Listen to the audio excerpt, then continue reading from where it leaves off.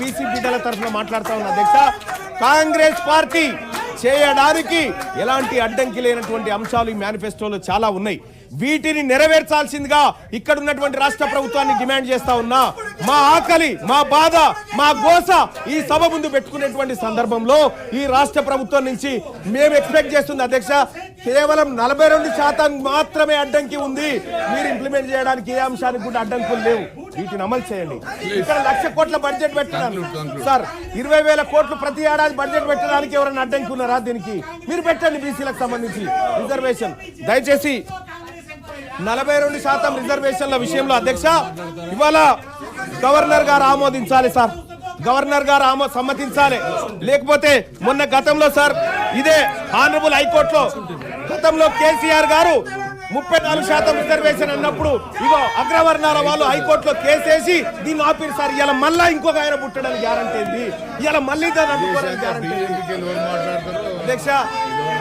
అధ్యక్ష, ఈ మా బీసీల విషయము మాట్లాడుకునే సందర్భంలో బీఆర్ఎస్ పార్టీ ఈ రకంగా అరాచకం చేయడం, ఈ రకంగా దాన్ని అడ్డుకోవడం, సభను డిస్టర్బ్ చేయడం, ఇది బాధాకరం సార్. ఇది అత్యంత బాధాకరం. ఇది బీసీలకు సంబంధించినటువంటి అంశం సార్.